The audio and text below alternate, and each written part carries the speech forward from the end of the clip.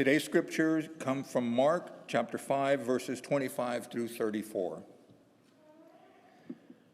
Now there was a woman who had been suffering from a flow of blood for 12 years. She had endured much under many physicians and had spent all that she had, and she was now no better, but rather grew worse. She had heard about Jesus and came up behind him in the crowd and touched his cloak. For she said, "If I but touch his cloak, I will be made well." Immediately, her flow of blood stopped, and she felt in her body that she was healed of her disease. Immediately aware that power had gone forth from him, Jesus turned about in the crowd and said, "Who touched my cloak?" And his disciples said to him, "How can you say, 'Who touched me?'" He looked all around to see who had done it. But the woman, knowing what had happened to her, came in fear and trembling, fell down before him, and told him the whole truth. He said to her, "Daughter, your faith has made you well. Go in peace and be healed of your disease." These are the words of God for the people of God. Today we continue our 3-week sermon and Sunday school series on transforming congregations and communities through sacred listening.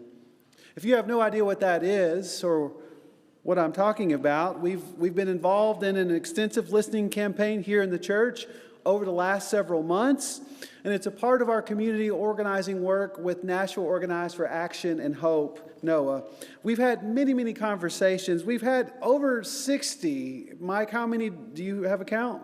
About 63 or 64. We have 63 or 64. That means we have 65 conversations that have taken place in this congregation, listening for the things that are exciting, challenging, and disturbing for you in the church and in our community.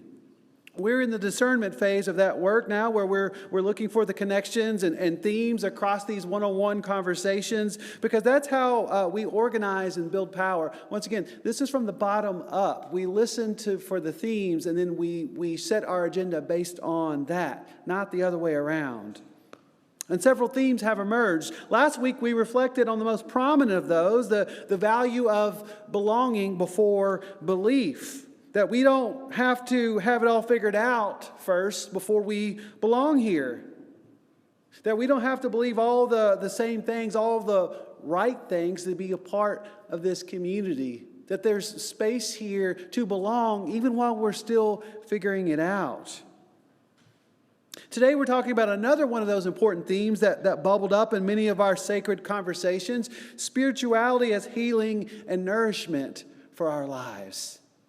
The idea that we can find healing from many things through our spirituality and our faith practice here in this community.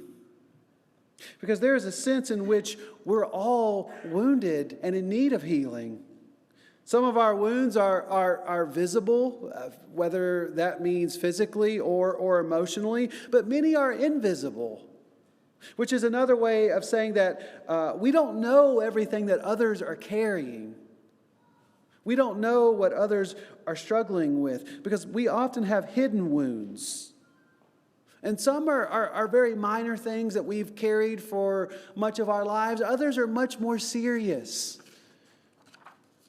But there's something about this place. There's something about Edge Hill that draws wounded people here. In many ways, Edge Hill is, borrowing this image from Pope Francis that I love, a quote, a field hospital after battle. This is what Pope Francis says the church is called to be, a field hospital after battle. Many of us have limped and crawled through these doors. Some of us have been carried in looking for healing from a great variety of wounds. There's a sense in which there is healing here. Maybe this is the only place in town that would take our insurance. But there is something special about this place. Maybe because despite all the bad experiences that we've had in places of healing, hospitals, churches, despite the fact that we know that they're all kind of a racket, despite all of that, we believe that some kind of healing may still be found in the church. Maybe we're still holding out hope that Jesus is, in fact, the great physician who he claimed to be. Jesus was, in the Gospels, after all, a boots-on-the-ground field medic and chaplain, reaching wounded people exactly where they were. He was a great healer. There are many stories of healing in the Gospels. He was such an amazing healer that sometimes he even healed people unintentionally, which is exactly what happens in today's Gospel story of the hemorrhaging woman. Mark says that Jesus was on his way to heal the young daughter of Jairus, a leader in the synagogue, and it was urgent. She was dying. And so he had sent people to Jesus to come and heal her, and they were hurrying him. And the fact that Mark mentions Jairus by name suggests that he was an influential leader in the community. And as Jesus makes his way through the crowds to Jairus' home, there's always people kind of following Jesus around, pressing in on him, wanting to hear what he has to say. And as he makes his way through the crowd, a random woman in the crowd reaches out and touches Jesus' clothes as he sashays by. No one notices or pays any mind to the woman in all of the melee, but Jesus stops. Somehow in all that chaos in the crowd and the urgency of his mission, he stops and he says, "Who touched me?" And the disciples say, "What? What do you mean, who touched you, Jesus? Everyone is touching everyone. Do you see these crowds?" But Mark says Jesus knew someone had touched him in a different way. Because he, quote, felt the power had gone out from him, which is such an interesting phrase. It seems as if Jesus is almost surging with power, as if he is electrified and he feels the power leave his body. We've all should have called on Jesus instead of NES during the winter storm. He's the power supply we need. Jesus says, "Who touched me?" And he turns and he looks at this woman cowering behind him. And she is horrified. And she comes and she throws herself at his feet. Mark says in fear and trembling. She was afraid because she didn't know what Jesus was going to do to her in that moment. She was afraid because she had been publicly called out for touching a strange man, even if just his clothes, in a very patriarchal culture. But she was desperate. She'd been bleeding for 12 long years, which likely meant that she had a perpetual, never-ending menstrual cycle. And she'd gone broke, spending all of her money on doctors. She wasn't poor, mind you. She had money, but she had gotten broke, spending it all on doctors. All of it was gone now, and nothing had worked. And so she was turning to alternative medicine. If Jesus didn't work, she was going to try peptides next. She was desperate. Her perpetual menstruation meant that she was unable to have children, which was where a woman's value came from in that patriarchal culture. And so she had no status or standing in her culture because of that. And if she were unmarried, she would have remained so.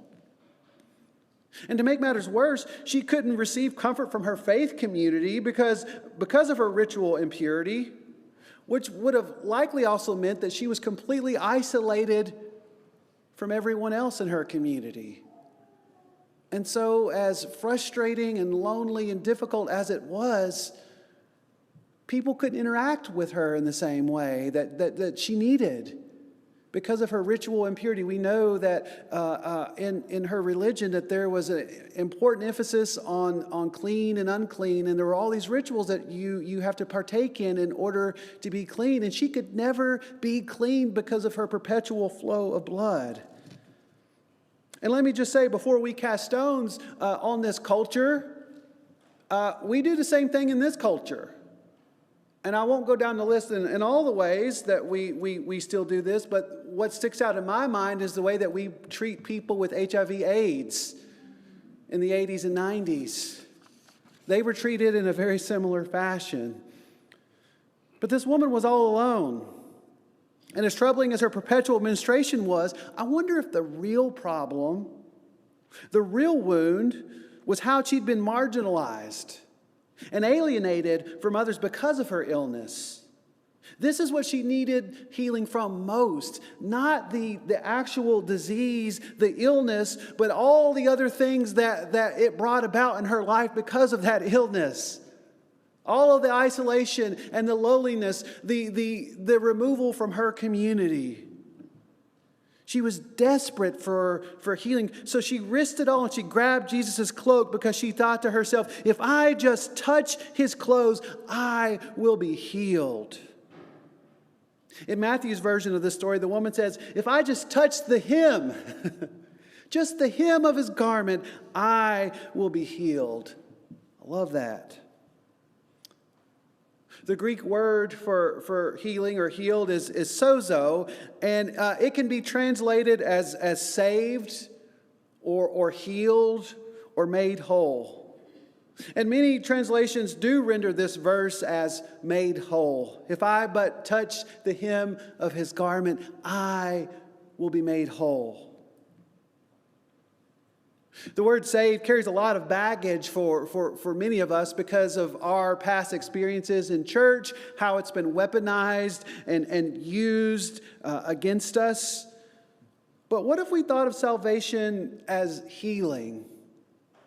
What if we thought of it as being made whole? What if we thought of what God is doing for us in grace as healing or wholeness? That's a sermon for another day, but I think that's powerful. Fearing the worst, the woman throws herself at Jesus' feet and she just blurts out this whole long story in tears to Jesus, who responds, daughter, your faith has healed you. Your faith has healed you. Or once again, your faith has made you whole. Jesus says, go in peace, you have been freed from your suffering. Now, truly, the miracle here is that she is healed, but we can't miss that Jesus does not say, ma'am, or woman, as sometimes he says in the Gospels to this unnamed woman. He says, daughter, daughter, your faith has made you whole. This woman who had been removed from her community and from so many people, from her church, from her faith, Jesus calls her daughter. And while he was still there speaking, people came and reported to Jesus that Jairus' daughter, if you remember, he was on his way to heal, that she had died. And so Jesus ought not trouble himself now to come to Jairus' home because she had passed. But Jesus does. And he takes the little girl's cold, pale hand and he says, Talitha cum, which is Aramaic for little girl. I say to you, rise, get up. And the little girl lives. I love the healing stories in the Gospels because when we really dig into them, we often find that there's more going on than is immediately apparent. They are beautifully ambiguous. Did Jesus heal this person, or did he save them? Or did he make them whole? And the answer is yes. Was the bleeding woman's healing primarily physical, or was it mental and emotional? Was it spiritual? Was it communal and relational? Once again, the answer is yes. You see, the Gospels recognize, and I think that this community recognizes, even if it does it even if you don't say it in these words, that faith and spirituality and religion have an important role to play in our personal healing that we experience in our lives. And religion is simply the name that we give to spirituality lived out in the material world with others. Our faith is always personal, but it's never private, because faith is lived out in community in the real world. And let's be clear, being healed isn't the same thing as being cured. Those are not synonyms. Healing doesn't erase our wounds or our illnesses. It doesn't mean that we can forget or ignore our trauma. Healing isn't a cure. But it takes many forms in our spirituality and in this faith community.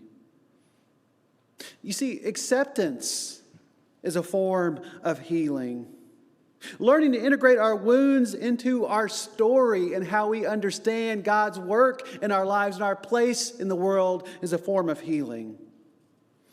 We heard Dean and Audrey share powerful testimonies on our 60th anniversary celebration a couple of weeks ago. And both of them did this. They shared ways in which their pain and their suffering, they've taken that and they've incorporated it into their story and into their testimony. And they've been able to see the ways in which God is at work, even in the midst of suffering. Allowing our wounds to inspire us for healing and change for others is a form of healing. We find healing and wholeness by working for the healing of others. I'm here to tell you that acceptance and integration and transforming our pain into a mission, it's all spiritual work. It's all the interior stuff that we do together in community. Our spirituality, our relationship with the higher power, our relationship in the body is healing for our many wounds. And oftentimes in ways that we don't fully understand. And you can call it whatever you want, that process. You can call it getting saved if you want. You can call it healing. You can call it being made whole. It all goes back to the same thing. It all goes back to an experience of God's grace that we encounter together in community, that changes us, that doesn't erase who we've been, but it transforms who we become and who we are now.